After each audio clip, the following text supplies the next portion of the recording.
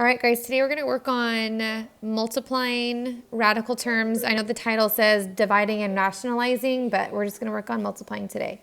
So for this first example, when we're multiplying root 3 times root 2, you just simply multiply those together and you get root 6. And root 6 is not a perfect square, so this is actually our final answer. Okay, for the next one, we're going to multiply the 5 times the 7 and then the x as well. So 5x times 7, that would be root 35x. And that also cannot be further simplified because its factors are 5 times 7, and neither one of those are perfect squares. So letter C, you're going to multiply the 5x and the 10x. So on this one, I like to just do the whole numbers separate from the variables. So you have the 5 times 10, that's 50, so root 50. And then root x times root x is going to be root x squared. So this can be simplified. So root 50 can be broken up into root 25 times root 2. The square root of 25 is 5, and then the root 2 cannot be simplified. And then x squared can just be simplified to x. So for this one, remember, we take anything that's not under the radical and we bring it to the front. So that's going to be 5x root 2 for your final answer. Okay, for letter D, I'm going to do this one different than I'm going to do for letter E, but it could be done a couple different ways.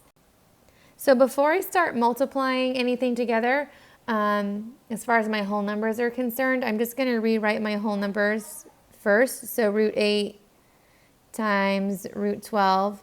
And then in this next step, I can multiply the variables. So that would be root x squared. And then your y's would be root y squared. So as I'm looking at this, I could multiply root 8 by root 12 and get root 96 and then simplify root 96. But these are pretty simple roots to simplify already. So the square root of 8, that would be 4 times 2, which would simplify to 2 root 2. And then 12 would be 4 times 3, so that would simplify to 2 root 3. Then the x squared just simplifies to x, and the y squared simplifies to y. So now we take anything that's not under the radical and bring it to the front. So we have 2 times 2 is 4. We have the x and the y, and then we have a root 2 and a root 3, both under the radical. So 2 and a 3, both under the radical, you're going to multiply those together, and that would give you root 6. So 4xy root 6 is going to be your final answer.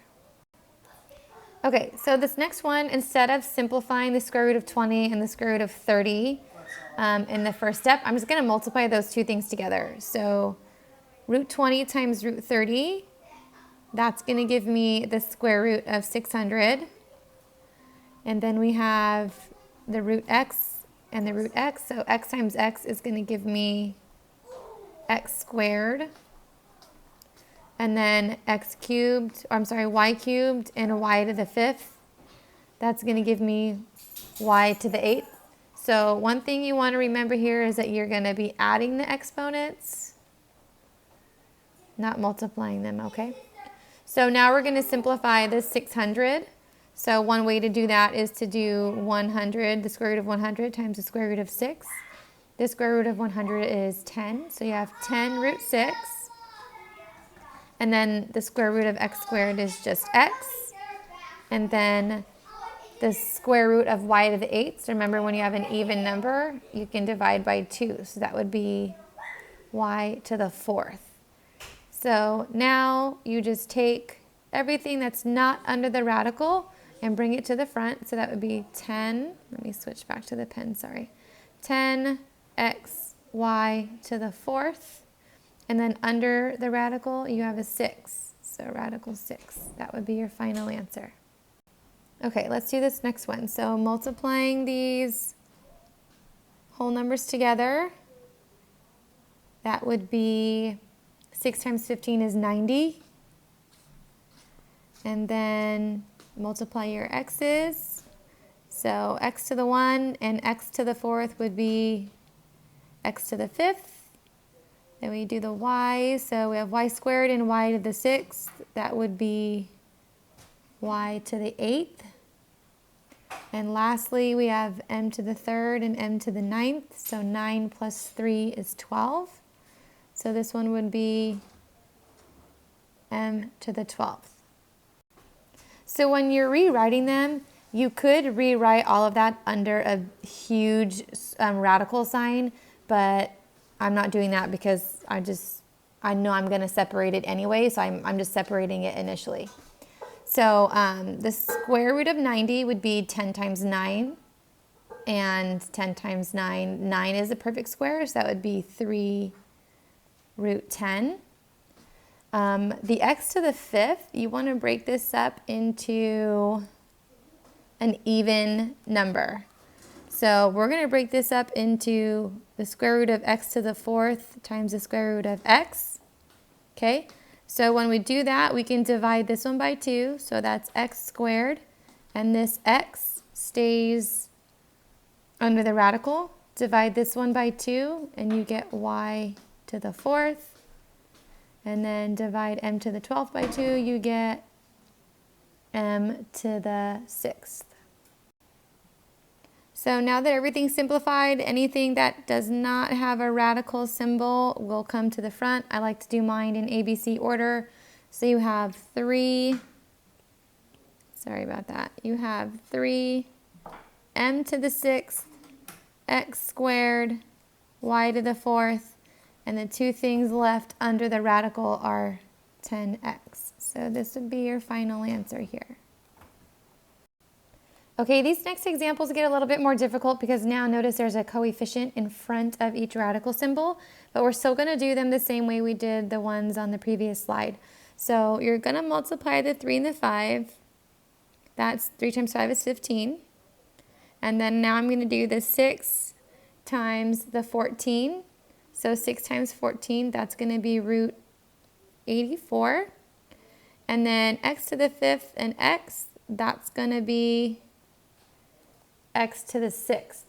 So I don't really know, to be honest, what perfect squares go into 84 off the top of my head.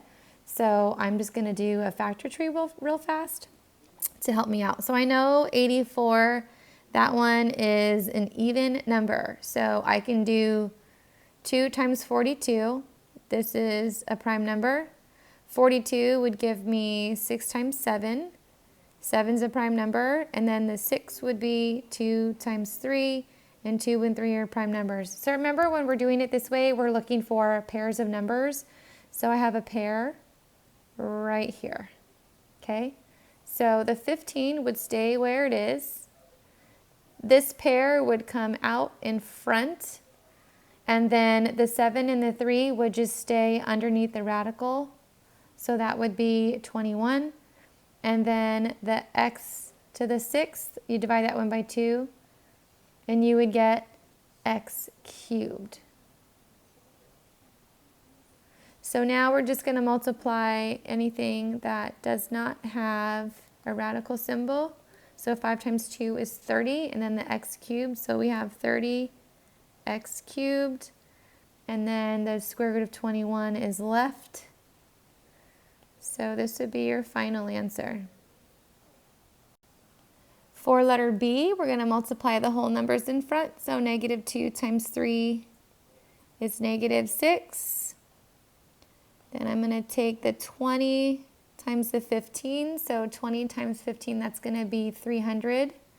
So times the square root of 300. And then you're going to multiply the x squared by the x squared. So remember, you're adding the exponent. That's going to be x to the 4th. So nothing happens with the negative 6, but we can simplify the 300 into 100 times 3. So the square root of 100 is 10, and the root 3 stays under the radical. And then x to the 4th, divide that by 2 to get x squared. Now we're going to multiply anything that does not have a radical symbol. So negative 6 times 10 is negative 60. The x squared will come after. And then you have root 3 next for negative 60x squared root 3 for your final answer. So I encourage you guys to pause the video, try the you try ones A and B on your own. And then once you have worked through them yourself, or even if you get stuck, unpause the video and follow me as I go through the examples with you. Okay, so for letter A, we're going to multiply the whole numbers. So we have 5 times negative 4, that's negative 20. And then I'm going to multiply the whole numbers that are under the radical. So we have 3 times 6, that is going to be the square root of 18. Next, I'm going to do the x's, so x to the 5th and x, add those exponents. So x to the 5th and just x is going to be x to the 6th. Then we have a y squared and a y cubed. So 3 plus 2, that's going to give me y to the 5th. And then your last one that we have here is m and m. That one's going to give me m squared. So now I'm just going to take each one of these and simplify them if I can. So the negative 20, that doesn't simplify. The square root of 18 is the square root of 9 times the square root of 2. So this would be 3 root 2. So that's what I'm going to bring down as the simplified version. So 3 root 2. The x to the 6, divide that by 2. So 6 divided by 2 is 3. So that one's x cubed. And then you want to rewrite the y to the 5th as an even, with an even exponent. So this is going to be the square root of y to the 4th times the square root of y. So that would give me y squared root y. And then this one will just be m. So now we just multiply everything that's not in the radicals. So we have negative 20 times 3 times x cubed times y squared times m. As you know, I like to write mine in ABC order. So this is going to be negative 60 m x cubed y squared. And underneath the radical, I had a 2 and a y left. So this would be your final answer. Last one, we're going to be multiplying the numbers outside. So this one's a little bit tricky because we have a negative sign right there. So that acts like a negative 1. So 3 times negative 1 would be negative 3. Then we're going to multiply the whole numbers under the radical. So 8 times 16, that is the square root of 128. And then the x's go next. So x and x to the 5th, that's going to be x to the 6th. So again, I don't know what the square root of 128 is, or if it even has any perfect squares within it, and it's not on my cheat sheet. So I'm just going to do it the old school way and see what happens. So I know 128 is an even number, so I know that that would be the square root of 2 times the square root of 64. And that just made it really easy because the square root of 64 is a perfect square. So this would be 8 root 2. Then we can bring down the 3 and then divide this one by 2. So x to the 6, you divide that by 2, you get x cubed. And now we're going to multiply anything that does not have a radical. So negative 3 times 8 is negative 24. We have that x cubed out there. And then the root 2 was the only thing left under the radical. So your answer is negative 24 x cubed root 2.